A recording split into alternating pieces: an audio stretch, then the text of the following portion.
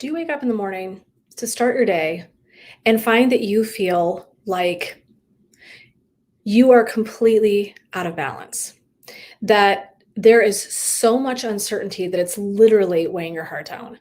That at one point you felt deeply connected and rooted in your purpose and what you were doing and why you were on this beautiful corporate path or owning your own business, super fired up, only to find that now you can't even pull yourself out of bed in the morning. Maybe even depressed, anxious, burnt out, exhausted, and feeling like you don't have direction even though you've been super successful. If any of this resonates with you, then hi, I am Jen, the founder and owner of Laughing Lotus Wellness. I'm a purpose coach and expert. And what I really do is work with people, women just like you, who are in a position of trying to figure out how to reconnect that fire and to find that path to living into purpose and creating and leaving a legacy that's really where your heart and soul feels like it's being pulled. And so we do that by getting clarity around kind of how you got where you are, how we can fix some of the things that might support creating that path moving forward for you once again, and reconnecting that purpose with success. And maybe that means staying right where you are. Sometimes it means we need to change lanes. And one of the things that really came to me today as I was getting ready and prepping for coming in and live with all of you was the idea that burnout is not really necessarily about the job, but burnout is a sense of not being in alignment. And so that's where I say sometimes it means we're going to end up looking at a whole different avenue for you, but sometimes it means just reconfiguring things to actually stay right exactly where you are. So here's one thing I know. So I have over 20 years of clinical experience sitting across the couch, 15,000 hours of treatment history working with people in a psychotherapy practice. And that was kind of my whole jam for 20 plus years. And one of the tools and skills that I know is super important is managing uncertainty. And uncertainty is kind of our wheelhouse. I mean, it's going to be something that we deal with on a regular basis, all of us, right? I mean, let's just concede, right? They always say that the joke is the only things that are certain are death and taxes, okay? For real. So what we want to do is create a space of being able to navigate and move with uncertainty in our lives with more fluidity. Now, I also want to be clear about something. I want to be clear that if we're talking about really significant grief or life-altering uncertainty, we're not quite talking about that today. Okay, so I want to be really clear because that's a much more significant and intense level of uncertainty than what I'm referring to. I'm talking about that daily waking up, not quite feeling like we know where the hell we're going, what we want to be doing, right? That general uncertain about, are we capable of something? Uncertain about the direction we're going. Uncertain about how we're parenting, right? There's uncertainty around so many layers of our lives that's really what we want to dive into today. And so what we're going to talk about a little bit of a story, and then a skill that's one of my very, very favorites. And so what I would recommend as well, I have a great question I'm going to be answering today that all circles back to itself. But I would also really encourage you this week in my vlog, I did a breathwork exercise and some thought kind of work that you'll hear in there. I definitely recommend going back and taking a listen to that. It's an awesome skill that I've used a lot with people and had great success with. So I wanted to talk about, one, I had this question this week about limiting beliefs, and we're going to get there in a minute because I think that's a great question because limiting beliefs create deep uncertainty for us. So someone asked and I was like, that's an awesome question. We're coming back to it. So what I want to think about though, and I love this story, years ago, I had a client come in and we were working on some old family history. All of us have it. One way, shape, or form, all of us have it. And so what we were doing was to use some humor in this because it was such heavy material, right? This is how I work. We created sort of a game, real, not real. And a lot of that was unlearning. I just heard this. Where in the hell did I just hear this? Unlearning. It was so beautiful. It was this idea of unlearning the things that we think we know. And so I think there's as much unlearning that we do in our lifespans as we do learning. And so we were supporting her unlearning some of the notions that she had taken up due to her family history. Okay. And so I would say, real, not real. I would lean in, with my humor, and she would laugh. And then she would say, okay, not real. I'm like, right. Okay. So the other way I like to talk about this, and this is really kind of the gist of today, is truth versus fact. So I'm going to shift it just a little bit, but I love that even in this book is so amazing. It's Trusting the Gold by Tara Brach. I'm trying not to get it all super shiny in that light. Trusting the Gold by Tara Brach. And I'm in a book club that's reading this right now together super slowly. We read like a section at a time, and we pause and we digest it. It's super amazing. But she talked about, and I love this. This is so cool. She called it real but not true. So I flip it, and I'm going to get to that in a minute. Like, why does language matter so much here? Roll with me. We're going to come back to that. So she talks a little bit about a story here about the Tibetan teacher, and I think it's Tsoknyi Rinpoche, I'm not pronouncing that correctly, I am sure, offers a simple phrase. It can be a liberating reminder, real but not true. It means that although the thoughts and feelings we're experiencing are real, they are really happening. Their message and our interpretations are not the truth itself. Okay. Truth versus fact. So one of the things I began doing routinely in my office with my clients was talking through this exact notion. Why does that matter in uncertainty? Because in moments of uncertainty, we're typically functioning from a place of fear. Uncertainty can create fearful-based sense inside of us, right? Okay. So in terms of limiting beliefs, what I want you to think about is thoughts carry a ton of energy. And you guys hear me talk about energy all the time. Thoughts carry a ton of energy. And so we really want to begin becoming kind of growing this deep, deep awareness of the thoughts and where they take us. Okay. And so what I began doing is walking people through an exercise around thought changing. So one tool you can use right off the bat always is having a reality check buddy. And I talk about this a lot, particularly with anxiety. So if you've got anxiety and you notice a lot of anxious thoughts, this is a great space to track down somebody that is a really highly trusted person in your life and have them on speed dial or speed text. So you can say, hey, I'm really stuck in this circle of thinking and I know it's not supporting me. Can you walk me through this? And that's really powerful. The other thing we can do, though, just for ourselves that's great for uncertainty is truth versus fact. Okay? So our experiences as human beings feel truthful. The feelings are truthful. The experiences are truthful. What happens is our lens, the experiences we have, get filtered through that lens. That lens is often the thing that will F us up because it's carrying all of our stories, all of the old stuff. So when I was working with that client, right, where that, real, not real, and we were kind of cracking jokes about it, it was this idea of beginning to reconfigure the lens that she's looking through. So if we just take at face value that our experiences are truths to us, okay, the way I read a text, I had a circumstance this week with a family trying to figure some things out around my dad. It was very stressful. People are not necessarily feeling great about it, right? Okay. And it didn't go particularly well, right? But that's my experience versus 4 other people's experiences. And all of us were having a moment of truth about how we were reading and digesting that whole experience, okay? It was kind of a shit show. It didn't go well. We're human.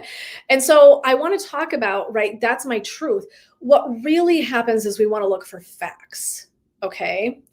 So a way to switch into a fact-based form of thinking is to think this way. Is it a truth that I feel sad? Or is it a truth when I think about how I want to say this out loud? So I want you to think about this. There's a difference in saying I am sad versus I am feeling sad. Okay? Because you can hear in that first one, we're really like in it, right? We're like identifying with the fact that we're just sad or anxious or a horrible person, whatever the thought might be, those limiting beliefs, right? I am not worthy. Okay, so what I want us to think instead, and listen for the shift here, is I feel as though I'm not worthy. That's a fact.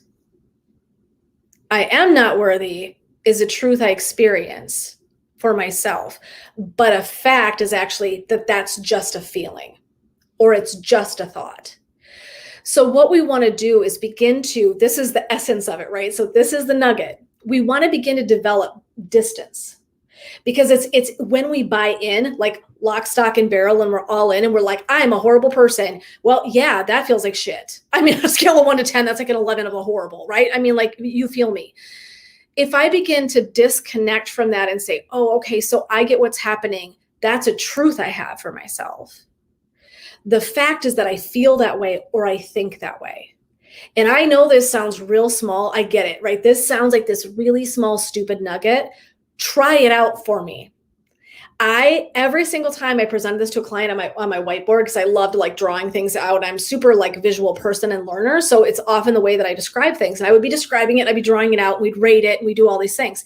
Really powerful tool. And every single time when we shifted just into that small language shift, oh, I feel as though I'm unworthy.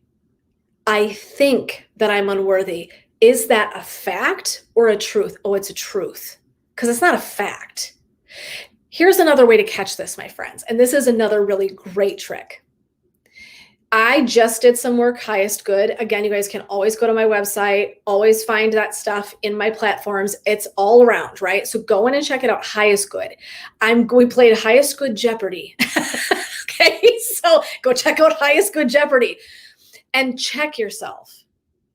Because the highest form of who you are doesn't have limiting beliefs. That doesn't exist. In your best form of who you are, all the way, if we take off all the grody layers that we get covered in from our stories and our histories and our insecurities and all the uncertainty, those experiences, right? If I peel that shit off, what's really left is the highest form of who I am. Okay, now we're talking. Would the highest form of who I am say to me, oh, you're not really worthy? No, no, okay?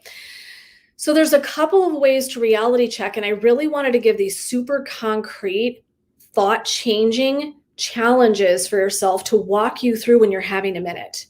And I really value this question, like, Jen, what the hell do I do with my uncertain, right, my grody thoughts that ride around with me sometimes, in particular, my own limiting beliefs about myself? You have to reality check it. And that is either through a buddy or through using this truth or fact. Is this a truth or a fact? I want you to sit down and I want you to do that. You can still use a friend. You can still use somebody that's professionally working with you, just a great close friend, a partner, whomever. It doesn't matter who you use for this.